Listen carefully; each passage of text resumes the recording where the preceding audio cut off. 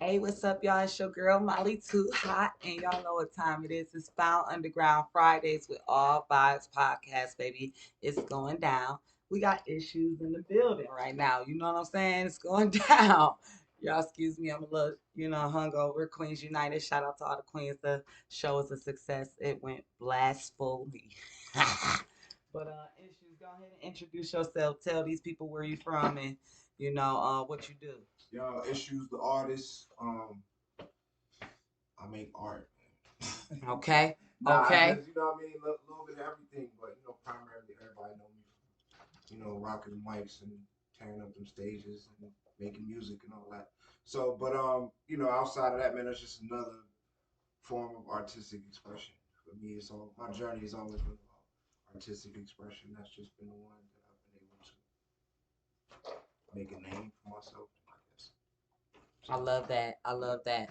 Um, when I first seen Issues perform, when I first seen to perform, it was uh it was intriguing, and it is just what he said. His lyrics speak volumes. It is educational, it's informational, it's hip hop. Um, Word. so how long you been doing music, Issues? I've been doing music since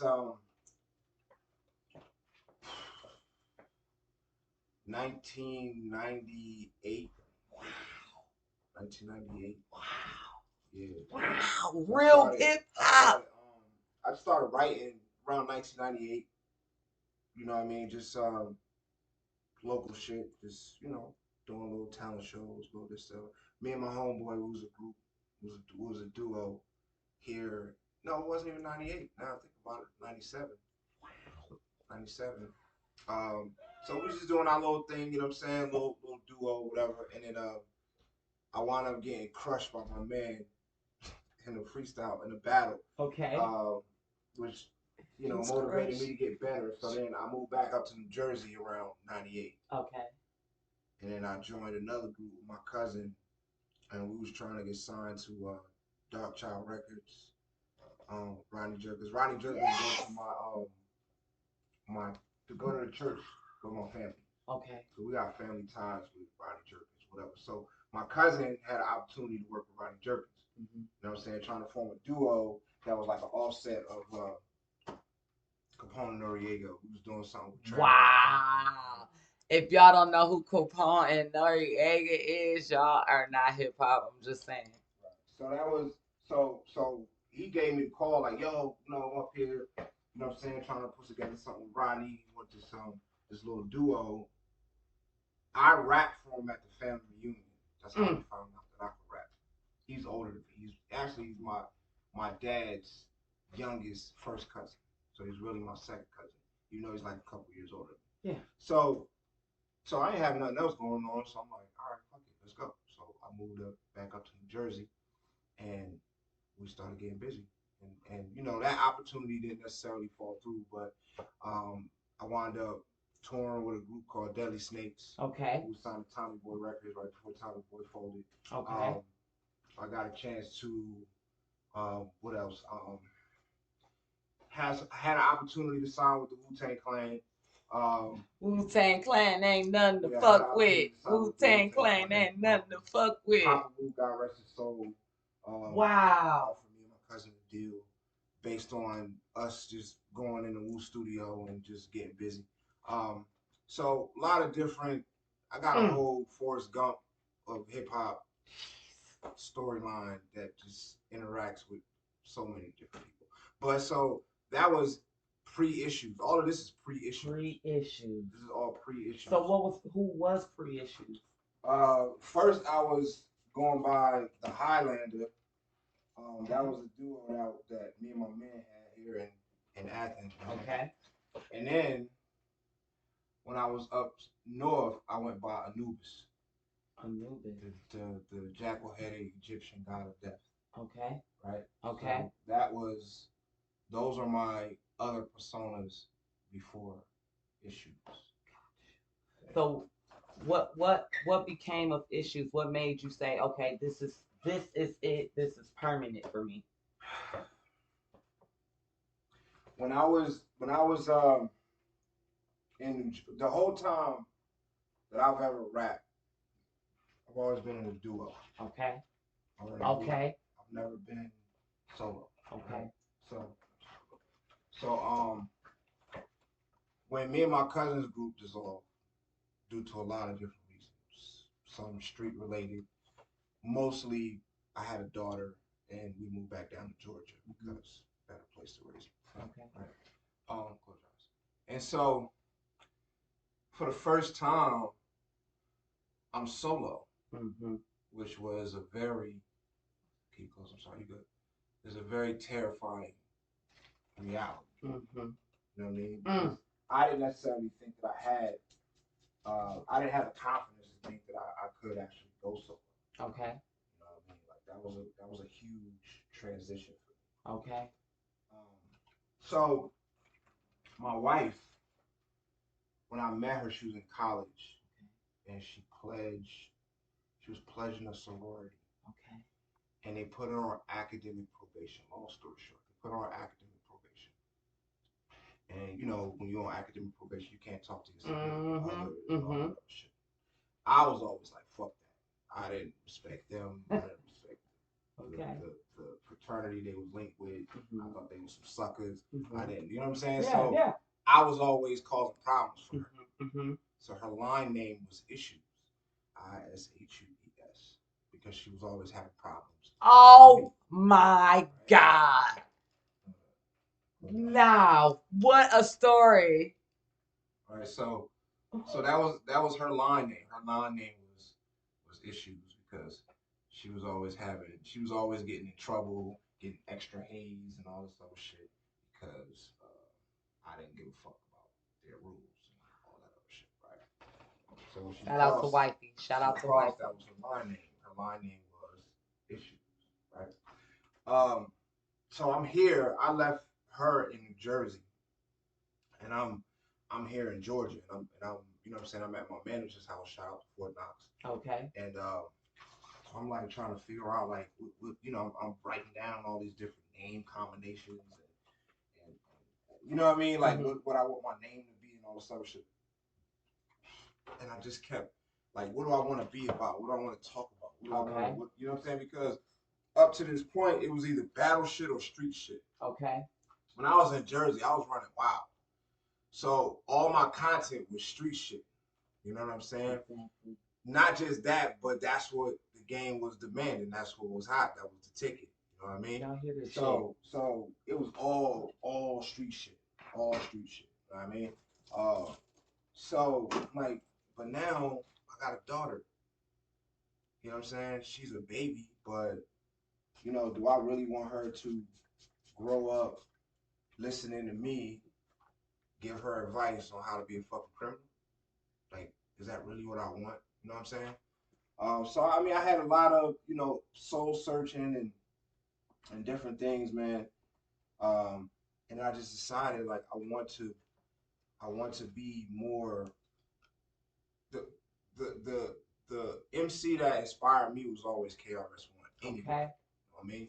So KRS-One. You know, I wanted to be more like KRS, more informative instead of, you know, whatever. So I started thinking about different things that I could call myself that would kind of embody that. Okay. And I don't know why Issues was just, and so I called my wife on the phone. I was like, yo, do you mind if I steal your name? She was like, sure. And the rest is literal history. So let me ask you this: did they actually spell it like that? You know, because there is a different way to spell Issues. No, same thing. Same thing. This is how they spelled it. Because that's why I chose it, because the name was linked to it was ISH because of me. They called her that because of me, because she was having problems with Ish. Because I didn't give a fuck about what y'all talking about. I'm talking to my girl. I have a problem with you know what I'm saying? Wow. You know what I'm saying? Y'all dudes can't fight any fucking way. So, you know what I'm saying? Like, I was on that type of energy. Like, you know what I mean? Like, fuck out of here. Like, get down and lay down. Exactly. You know what I'm saying? Like, I don't, you know what I'm saying? I don't fuck with this whole process anyway. Yeah. So, you know what I mean? What you mean I can't talk to my girl? Fuck out of here. So, that's where it came from. So Tell us a little bit about this clothing line. I see you got the hat on. I'm loving it. I'm loving it. He's got the fit on. See, you getting into hard stuff. That's what's up. Yeah. Mark Maker Clothing is the clothing line. Right now it's in its infancy stages. Towards the end of the year and going into next year, I want to do a fashion show and really launch the line. But Mark Maker Clothing is the name of the name of the brand, and it's really just about just making your mark. You know what I'm saying? I've always worn my own shit. I've always designed my own clothes. Like I'd rather if okay, so like if a regular polo would cost $20, but a polo would cost $40, then I would rather take a regular polo and spend the extra $20 to make that shit something unique to me. Whether that's putting my name on the label in the back or whatever it is. But you know what I'm saying? If I'm a wear a $60 $59.50, I'd rather just put that much effort into a regular fitted and just have my own shit. So I've always had that vibe anyway. You know what I'm saying? So I just decided to just make it a whole brand. So that on top of the fact that I have a custom design T-shirt and hat business as well. So just all Wow, that, y'all tap in. so everything you see, pretty much most of the things you see me in is my shit. You know what I'm saying? That's This just is true. right. You know what I Every mean? time I So see you. right, and sneakers is coming too, and Okay. shoes and all that shit too. But I got my hands in so many things that It's it's kind taking of time. like one thing at a time until I continue to build. I'm building my team. This One year has been man. about building my One team. man. You know what I mean? So now it's becoming more than just one man. Now I got people on payroll Exactly. to do Thank you, certain God. things. So Yeah. so that's Yeah. what we doing. I'm with that. I'm with that. I am loving this right here. So really quick, because I don't want to forget this. I heard that you said, growing up, um, you felt like you had to fit into a certain rap criteria to even be heard, to even have that feeling of success. What would you say to the younger generation, the future generation that's coming up that feel the same way that you feel about today? It's a trick. It's a trick. Okay. It really is. It's an industry trick. It's a trick created by the music industry. When people even I remember being young and doing this shit. I remember one time we was trying to get a deal with Sony, I believe. This manager we was with in Jersey, he had gassed us up that we was gonna get this deal with Sony. Okay. Right? Big numbers they was talking. Okay. You know what I'm saying? And me and my cousin, I remember one night we stayed up all night long, just fantasizing about, what I mean, what it's gonna be, who we gonna collab with, the whole nine. Wow. And the deal didn't fall through. That was really my first education on how this shit go in the music industry. Okay. You know what I'm saying? Okay. Because we was sure, like, the next day we was going, we ain't hear nothing from the manager or whatever. And we actually, I mean, we didn't have. I told the story before, but like our name used to be the Dynasty. Okay. We used to throw up the diamond like this. I'm gonna just say that and leave that there. Come on, y'all know what that is, right? Before Rockefeller was doing. Come on, shit, come on. Our name was the Dynasty, and we used to but it wasn't a diamond; it was a pyramid. We used to throw this shit up. I actually had an A&R for Rodney Jerkins' label tell me to my face. We had a falling out and tell me to my face, copyright the name because I know somebody was interested in it. I'm not saying nobody did nothing with it. I'm just saying those are facts. So anyway, those are facts. So around that time, I was my first education on how this game works, and even I remember staying up that night, thinking, we this age and we're gonna rap to this age, and then we're gonna retire because it's too old to be rapping at this age. And now fast forward to Nas winning the Grammy at 50, at 47, Killer Mike winning the Come Grammy on now. at 50. Come on now. Preach to him. The dopest spitters, you know what I'm saying, like entertainers or whatever category you want to put it in. But we talking about putting bars on beats. The dopest ones breathing oxygen are all over 40. I'm just saying. Okay. You know what I'm saying? Okay. I mean, 100% agreed. 100% agree with that. 40. So even that mindset, what I understood later on in life is that was created by the music industry to always keep an influx of young people that you can take advantage of. Because once you pass a certain age, you're not going to fall for certain shit. You know what I'm saying? You're not going to read certain contracts and read certain things in there and fall for that shit. You ain't just going to sign a contract without a label. This is all things young people do. So even that mindset that you have to do a certain thing, these are all tricks from the music industry to keep an influx of young, impressionable people that they can take advantage of. This is just how the music business works. And this is the reason why when Ice Cube broke from NWA, he was looked at a certain way. He was the first one to mature and wise up to say, nah, they take advantage of my show. Nah, I'm gonna do my own thing. You know what I'm saying? So especially now, it's no reason to. There's no reason to conform to any sort of image. Okay. Because the game is wide open now. Okay. You know what I mean? There's no successful archetype of a rapper anymore. It's whatever you make it, and you the individual, whatever you make it. And my whole journey has been proving that. You know what I'm saying? Like I'm gonna get what I want out of it. You may think that I should have this or should have had that, but I know the opportunities that I turned down. I know what I want out of it. I know what I want out of it. Right. Simple as that. Right. And I've gotten so far what I want out of it. And I'm continuing to get what I want. And I didn't have to compromise a fucking thing. Wow. Get what you want out of it. You know what I'm saying? Get what you want out of it. That's success. That's your richness. Right. I love the way you put that. I couldn't agree with you 100% more. Y'all gotta tap in with this man. He just spit some knowledge and I'm just sucking it all in, and I hope you guys are too. Again, y'all tuning in with All Vibes Podcast. Right now, we got Ishues. He's doing a face painting while doing an interview. So multi-talented. So Ishues, the next thing that I just wanted to bring to everyone else out in the world's attention is you have a plaque here downtown Athens. I do. He does. Tell us about that.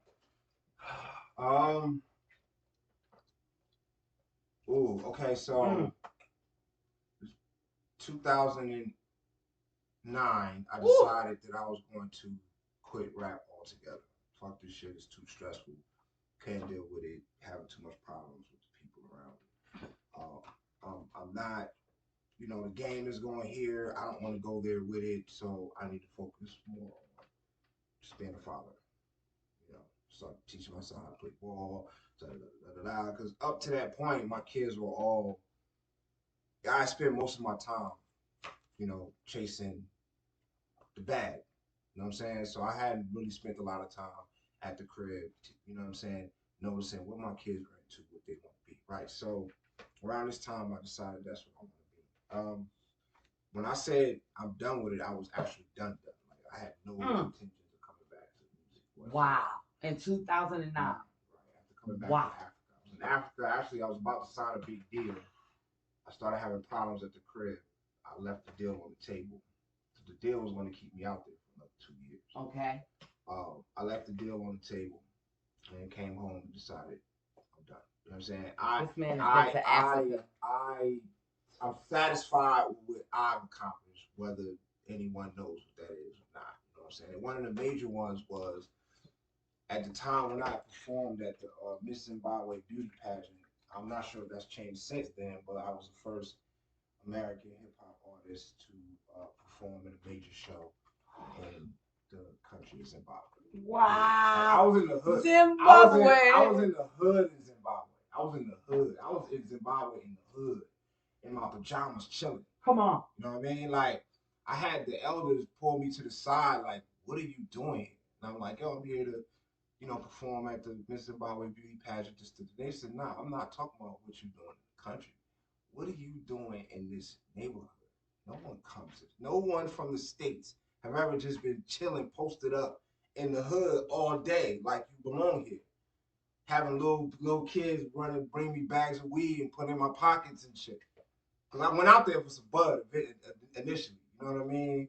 I'm like, yo, I need some We're so real, much alike. some good bud. You know what I mean? So my man took me to the hood, and he knew everybody in the hood. So I'm just in the hood, like they had started a barbecue. I'm posted up. You know what I'm saying? Let's So go. like they're like, yo, nobody from the States is coming and hang out in the hood. You know what I mean? So I'm like, yo, this is the environment that I come from. You know what I mean? So this is where I feel most comfortable. No burner, no riding feel. Come You know what I on. mean? I have a, if Come I'm in the on. hood in the States, Come on. any hood I'm at, Come on. I'm holding something. That's why I drove there. You know what I'm saying? You feel me? But like it was just so I'm kind of going off the rails a little bit. But All right. the point I have to start there because that was and I was supposed to stay out there. I was out there. I was in South Africa for 9 months, grinding, and all the work that started to pay off. Was your family there? No. Okay. No, they were in the States. Me and Life was out there. Shout out to Life. He can attest to everything I'm saying. Right. Life was my acting manager when I was out there. Right. So we out there, we grinding. Everything started to pay off. And now the big payoff is in this contract that we was negotiating. And but at the same time, I miss my babies.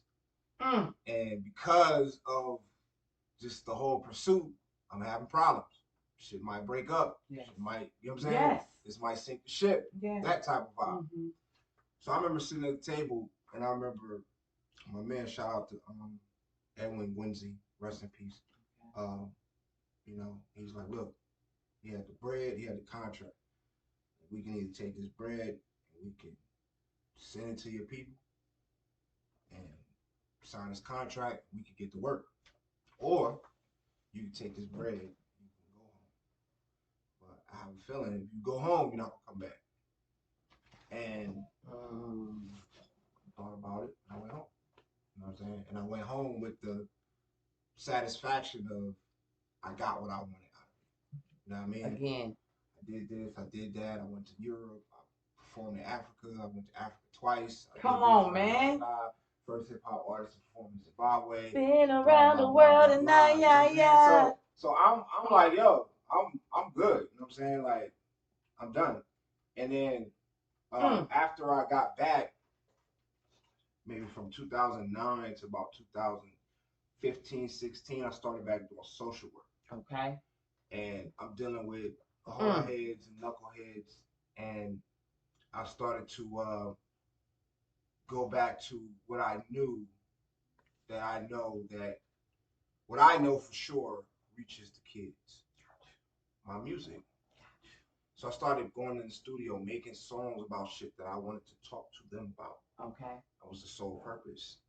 Somebody got a hold of it, decided that Flagpole sent the reporter, a videographer in my crib to document me about me coming back to music. Shout out to Flagpole. Shout out to Flagpole. You know what I'm saying? So and that's documentaries on YouTube. Yeah. So, boom. So that happened, and it was like everything that I was trying to do when I wasn't doing music wasn't working. And then as soon as I even started doing music again, all these doors flew back open. Studios, it's like God is making it easy. And I told Life when we was in Africa, I told him I was done. He was like, "You mean like never?" I was like, "Yo, only way I'll come back is if it's in the plan of the Most High." As far as I'm concerned, leave it to him. I'm done with this. I'm done with it. You know what I mean? And everything that comes with it. And because that was the time where like the mumble rap and the snap pop shit and all that was popping. You know what I mean? When Atlanta was first really, you know what I'm saying? So I'm like, I don't even like where the game is. Like, it's really no place for me. And I know that in order to do certain things, you got to make certain sacrifices and compromises that I know that I don't want to make. So I'm like, fuck it, I'm done. You know what I mean? And so I feel like God led me back, and then one thing led to another, led to another, led to another, led to the mayor sending me a letter talking about, well, Montu first, like, yo, check your email. Like, the mayor's been trying to get in contact with you, or the mayor's office. And then they sent me the email saying, we're inducting you to the Athens Music Walk of Fame. This is in 2023. I mean, by then I did a mixtape in 2018. Well, yeah, 18 album in 2020 or 18, and then the album 2020. So after I did whatever Legacy, or while I was working on Legacy, I got that about. It was inducted into Athens Music Walk of Fame, and it meant the world to me because when I first got here, Athens didn't want Issues, not me. Okay. Right? Okay. Like, Ish. I went through my bumps and got accepted in high school. That's why when people started supporting me doing music, it wasn't because I made the music that people fuck with. At the time, Low Down and Duddy was killing it. Okay. I didn't make this type Shout out to Low Down and Duddy. I didn't make the same type of music Low Down and Duddy made. Okay. You know what I'm saying? Okay. I was a battle MC. I knew for sure I could kill anybody off the top of the fucking head. So I started battling. That was my entry into this shit. I started battling. And then from battling, people pay attention to me battling, killing people in battles in Atlanta. I'm on TV battling. I'm all over the place doing this shit. So I became the Athens battle champion that people from high school and shit like that like started getting behind. And then I started making music. That part. You know what I'm saying? Okay. Then I started making because then it was about destroying the stigma that freestyle battlers couldn't make good songs. So then I said, you know what? Fuck out of here. Drop reality flow. That shit did numbers, won awards. Drop Civil Unrest, still a fucking classic.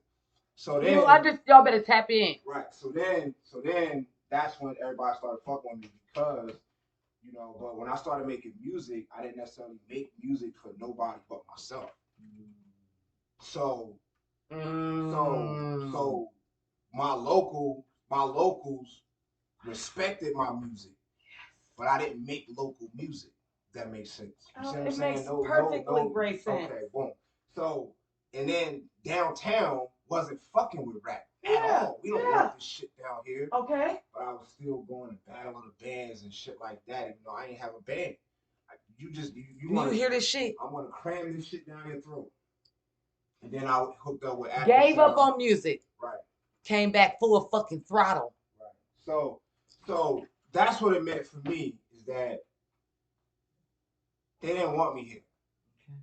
And now you gotta break up the sidewalk to get rid of me. And I did it my way. You know what I'm saying? Like my plaque on the ground is not because I had mainstream success. It's not because I was on a video with somebody or I was this. It's not attached to anybody mainstream. It's not attached to any sort of mainstream collaboration or success. It was because I wanted to do this shit. I made a point to do this shit, and I did it.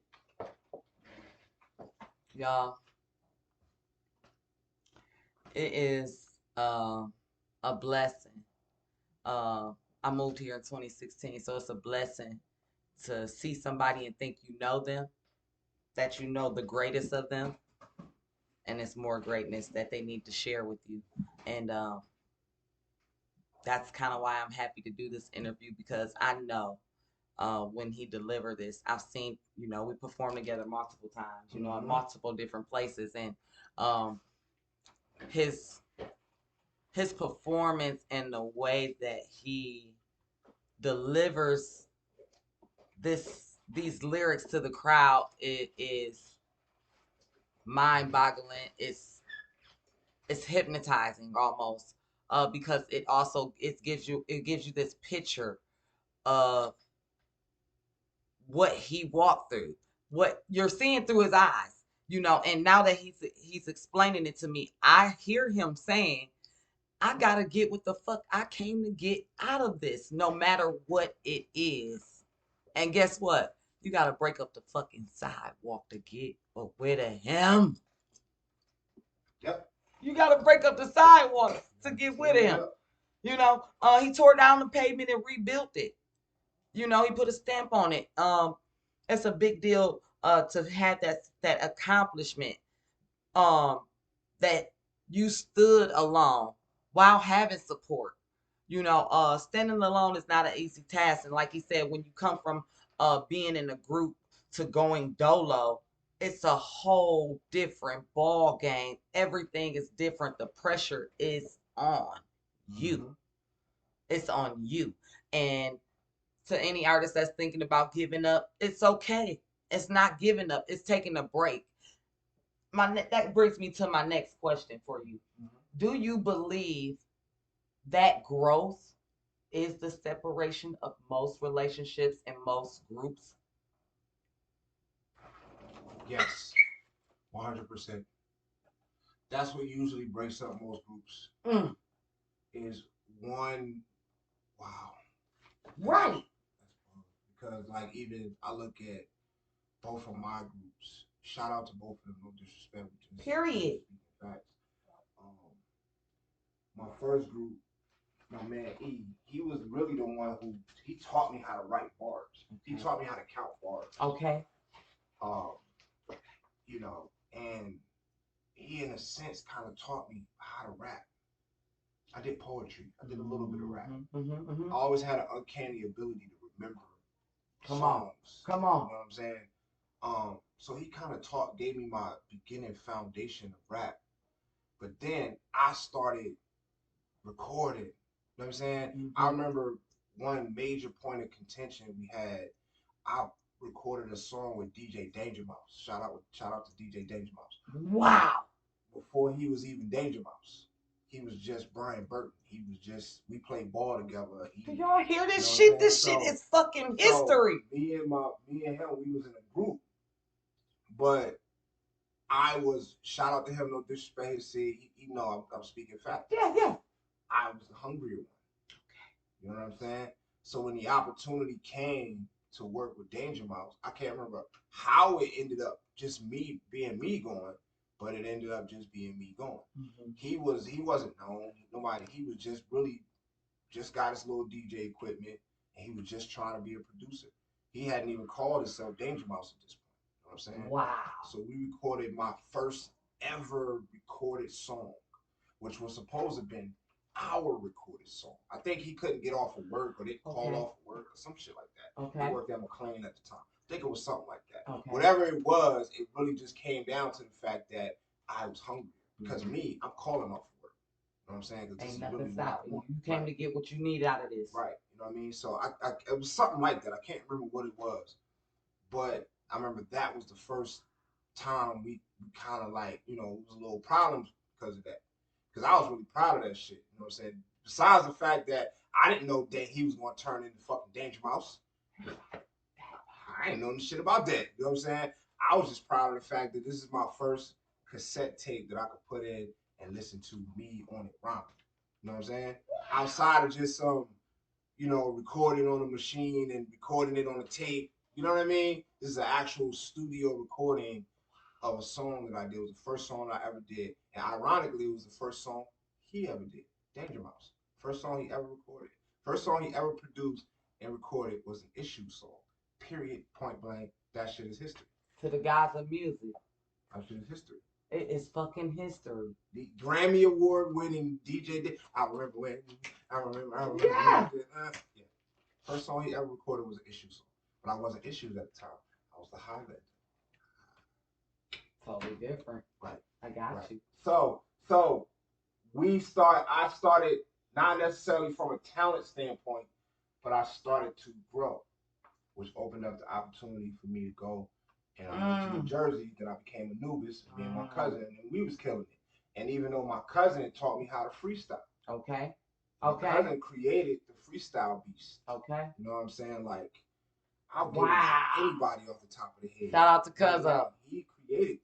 He literally took his time and crafted me into a freestyle animal. And that shit still exists to this day. You know what I'm saying? But again, and our growth is evident. He's acting now. He's doing some other shit now. You know what I mean? But where I'm at is not where he's at. You know what I mean? So that's what caused our breakup in a sense. You know what I'm saying? I wanted to go at this shit 100%. You know what I mean? And he wanted to do something else. He didn't want to go at it like I wanted to go at it. But I mean, part of it was we wound up moving. I wound up moving back to New Jersey, and his family moved to Florida, so he moved out there with his mom. Okay. God rest her soul, my aunt. Okay. But so yeah, most groups break up because of growth or lack of. And then, you know, bad feelings start to, they don't grow at the same time. I mean, this is all throughout music history. All throughout our life. Yeah. You know For what I'm real, saying? for real. I agree. Couldn't agree with you more. I've seen groups of many uh kind of break up, and I never could really put a finger on it as to why until I was actually in it myself. You know, I was in a group, and growth is something that I do with or without a person. I'm always trying to elevate the next day. I'm trying to always be better than I was yesterday. It's not a yearly thing for me, it's not a monthly thing for me. It's every day. I am trying to grow, I'm trying to elevate. Um, and so until you die. Until I die. Until I die. And I don't plan on doing that no time soon. Sure. You know, so big shout out to the artist that's growing. You know, don't let nothing stop your growth. It may seem hard, it might seem like you losing people, but again, just to piggyback off what Issue said, I never took away from the support team. Support is support. When you're taught something, when you decide to teach somebody something, be proud of their accomplishments. Be proud that they were able to attain that education from you and apply it. And so we don't get enough of that. So when you see somebody actually putting in the process of what you taught them, pat them on the back, congratulate them. That it takes a lot, you know, to grow and be happy about your accomplishments and not give a fuck if anybody else is happy for you. You understand? Right. Sure. You feel me? And so I just wanna really quick just get into who, okay, you've been doing music all this time. So who right now would you see yourself doing a feature with? If it was anybody tomorrow, if you could wake up and call somebody, who would it be to do a feature with? I get multiple choices. Nope, this one person. You got one number to dial in your phone. The artist guy, the hip hop guy said, call this person. They doing a feature with you tomorrow. When you wake up and open your eyes and you open that phone up, who is it? Does it have to be an artist or producer? Any one of them. DJ Danny Boss. We coming for you. DJ We're gonna Danny make that Boss. happen. For that reason. I mean, the track is gonna be stupid regardless. Exactly. Because even the song we did, see that. the song we did then was crazy. It was called "Pissing on Niggas." Pissing on Niggas. Oh shit. And he actually went to the stall and like squirted some water in the stall, recorded it. And so the sound, I cannot remember a single bar. Pissing on niggas. I cannot remember a single bar, but it was basically like, yeah, I mean, you know, aged terribly because it was pre R. Kelly, but but it would have been great. But the song for the time was crazy. It was crazy enough that crazy. It kind of caused a little friction in my group. See, the song was whack. You see what I'm saying? The song was crazy. I remember how crazy the song was. Wow. Right? And I remember the effort that we put into it, and that was his first time really exploring that creative space as a producer. So he was in the taking, squirting in the stalls and church hall. You know what I'm saying? The bathroom at the end of the hallway. And the song was crazy. So I know just from an artistic standpoint, the song is gonna be stupid. Okay. But because of it's him, it's me, the story behind it, it'll do numbers. Classic. You know what I'm saying? But just for my own personal legacy, to be able to say, this is the first song that I ever, the first producer that I ever worked with, and then he became a fucking superstar, and then I became what I am, and then we come back together. Even for the city, like that'll be a crazy, you know what I'm saying? Danger Mouse is coming. Athens, we got to make this happen. You know, so the answer to that question, if you'd asked me before, I'll tell you Nas. Okay. Shout out to Nas. Right.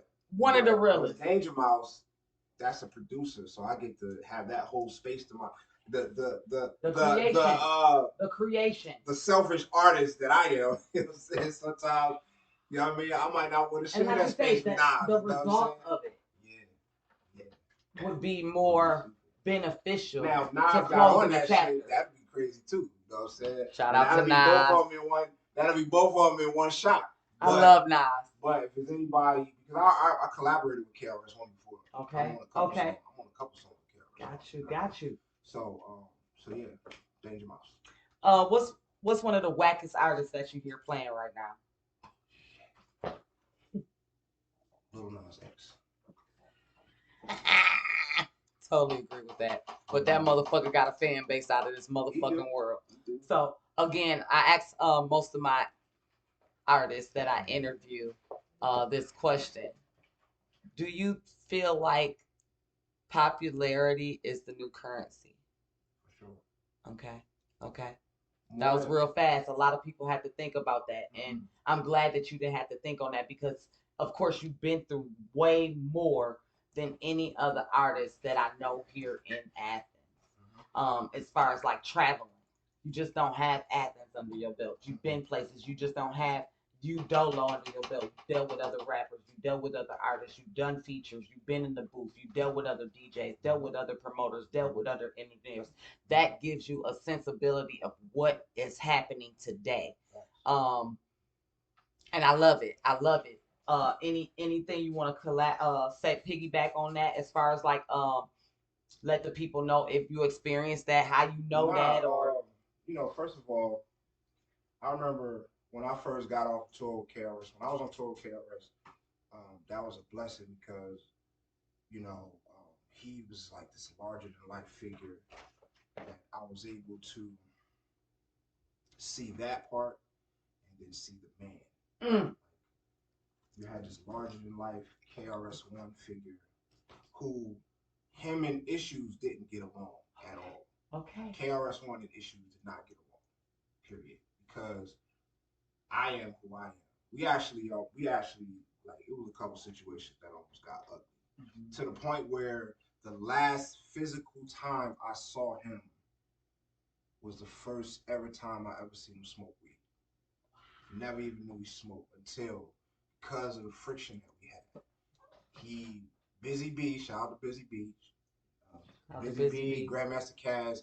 Oh Lord, Grandmaster Caz, he taking me back, y'all. Me and Grandmaster Caz was sitting out there. Busy B was rolling a blunt. We was just talking. He done lived a hell of a fucking life. Do you hear me? KRS walked in. This was after the whole Cali shit and all the little shit we went through. Because we went through some shit that you can even hear it. There's a song that he got called Freedom that I'm featuring on. I'm talking about him in the song.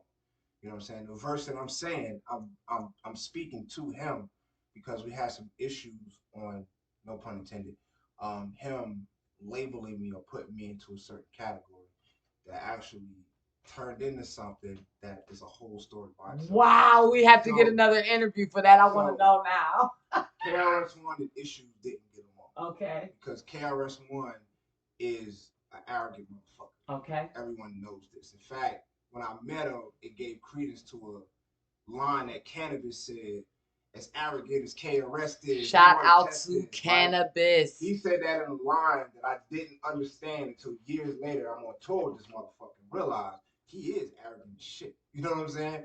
But me, I'm me. You know what I mean? And once I get into that mode, you're not gonna talk to me. So I don't give a fuck who you are, what you got going on, who say what about you, whatever.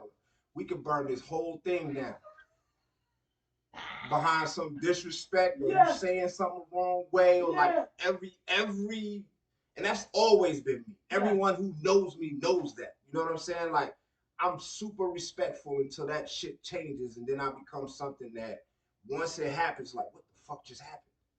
I'm that. You know what I'm saying? So me and KRS-One didn't get along. Me and Chris Parker, Ishmael and Chris Parker, the man, we got along famously. When he was in that mode, man, we had long conversations, this, that, wow. And then, of course, there's KRS, the teacher, who we had philosophical differences. I say all that to say this. Once I got past the mystique of, you gotta understand, KRS-One is like my favorite MC. He's like, y'all listen to him. You know what I mean? Like, I don't worship idols, but I would have to say from that standpoint, he was my idol before this shit happened, right?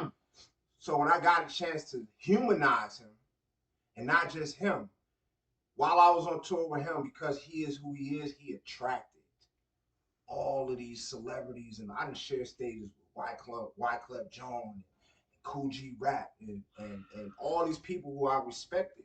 I've seen them. I've dealt with them. I smoked blunts with them. I Yes. chilled with them. Dead Yes. Prez and all these different people who influenced who I am. And I got to see them for real. Humanized. I got to humanize them. So when I got off the tour, every time I did an interview, they say, what did you learn on tour? I said, hype is a powerful thing. I just say that shit all the time. Hype is a powerful. That's what I learned. Oh Lord, I love it. That people can hype a person up to be something that they're really not in real life. You know what I'm saying? Like exactly. You could see somebody and they the most gangster motherfucker and they really a sucker. Like really a fucking stone sucker. Cold sucker. That you know we see a lot of that now. A lot of that shit now. How do you deal with that? Just be me, man. I just keep it to who I am, and me being me, I'll separate myself from whoever needs to be separated. If you're not what I am, you can't stand before me. You can't be around me. Mm-hmm. The only energy that I attract is the energy that's like me, I repel the other energy. That's why when people around me, and I start having problems with people around me, okay, because I don't have problems with a lot of people. Mm-hmm. You know what I mean? That's just not me. Period. You know what I'm saying?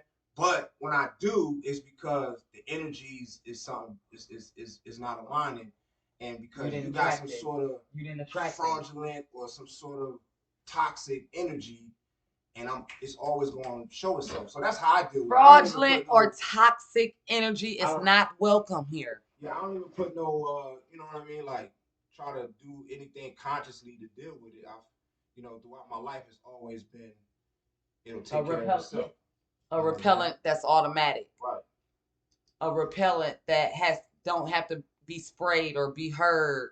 It's just, and I call it my bubble. I tell people I'm always in a bubble, and the only people that get to come in that bubble is just like you say, the energy that I attract, and the ones that I don't, it'll bounce off. Right. This has been an awesome interview. How many kids do you have, Ishues? Ooh. Yeah. I want to know how many kids he has. I've seen you on the beach, a couple of times with your family, and you look like you have a really huge family. Technically, I have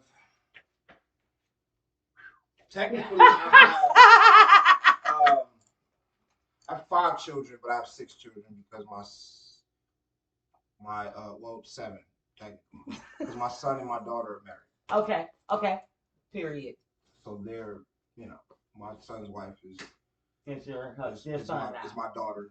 You know what I'm saying? And my daughter's husband is my son. Understood. But I have 5 children and one grandchild. Do y'all see this man? He look good too.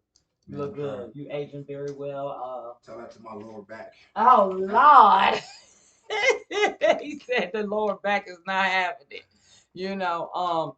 Like I said, I got Ishues right now in the building. He's doing a face painting. Shout out. Oh, we about to do the reveal in a minute, y'all. Shout out to all VIBEZ podcasts. It does not take him long. I seen them at the Turpin Festival. We both performed there, and I was shocked. Now, mind you, on this day, we found out a lot about each other because we don't really get a chance to sit down when we're doing shows. It's very fast paced. It's a packed crowd, and either you're rehearsing or you're trying to get that breath or whatever it might be that you're doing before, or do your little puff or your little whatever, that you got to do before you hit the stage. And so at the festival, we kind of like had time to chill, and he was doing face paintings there. And so he performed, I did my thing, you know what I'm saying? I got him on the camera. We took our picture, because we hadn't really got a chance to do any of that. And we've been knowing each other almost like 3 years now, performing with each other here. And so I went in there to like get him see him do the face painting, and he was doing one of my daughters. And one of my other daughters said, "Mom, is he famous?" I said, "Yeah, he's famous." I'm like, "That's Issue. That's Issue." And I'm putting her up on game about, who you are and stuff. And so now it's my turn to get a face painting. So I'm sitting in the chair and I'm like, "Oh my God, I'm so nervous." And I thought that I was saying it in my head, but it really came out of my mouth. He was like, "You nervous? Shit, I'm nervous. Like I'm about to be doing Molly Too Hot." Like, yeah. And so it was weird because that type of energy is barely reciprocated. Um, and acknowledged. And so I appreciate that. And I always try to show each and every artist that I ever came in contact with the same love. And this man got history right here. He got a clothing line. You see rocking his clothing. Y'all make sure y'all tap in with him. He do the face paint. If you got a birthday celebration you celebrating for your kids, come on out. Watch what he doing. He's just not music. He's just not music. He is an artist all across the board. Father, social worker. Let's go. Boom. Dun, dun, dun, dun. Yes. Yes, honey. You see that?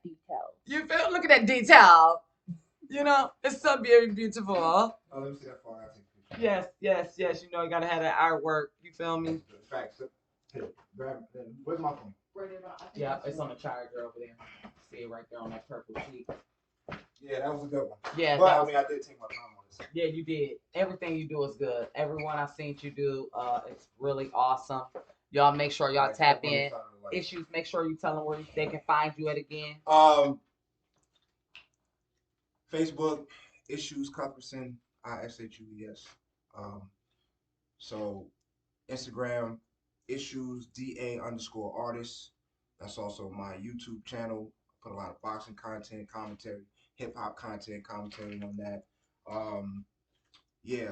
Go to the website www.ishuestheartist. That's issuesdaartist.com. I'm gonna have exclusive music on there, exclusive content, exclusive videos, and then links to all of my music. Check me out on Spotify, Apple Music, and all that kind of stuff. Just released a single, about to release another single, about to release an album called Legendary, produced by Duddy Ken. Probably gonna release that somewhere around. Shout out to Duddy Ken. July what? My birthday is July 21st. Okay. So somewhere around July, I released the album Legendary, but I'm releasing singles up until that point. So my next single I'm about to release, I just released a single called Beat Beat. Check that out. Beat Beat. And then I got another album that's already done that will be released by the end of the year, and then I'm gonna start off next year with another album right after that. We working. And check me out. I got music on, like, I've had placements on BMF and Shy, and so he's going up. Big teams popping. We working. You feel me? And really quick, you said BMF and all that shit. You just blew me the away. And so, where's the next place you performing at Ishues? Where can they catch you at this summer? The next place I'm performing is the Athens Hip Hop Awards. Athens Hip Hop Awards is going down June 15th. June 15th. Shout out to the Athens Hip Hop Awards. Athens Hip Hop Awards. Be there, hear about it. You feel me? I'll be there. We out of here. And then we working on this Ishues Molly Too Hot collaboration. And he know I'm ready. I keep them flames for. It's coming. Y'all make sure y'all tap in. You feel me? All VIBEZ podcast is going down. Like I said, we out here with Ishues. He doing it big. Tap in with this man on every single social media site you got. You heard him. He on Spotify. You heard him Facebook, Instagram. Tap into his website. Support is everything. It don't just involve money. Like, share, comment, hit the subscribe button. And get some merchandise off the website too. We got these on there on the website. You know what I'm saying? We got these in the Clark Central. I gotta give me a little crop top. You know what I'm saying? We gonna have the hats on there on the website. Yeah. So tap in. It's going down. One love, y'all.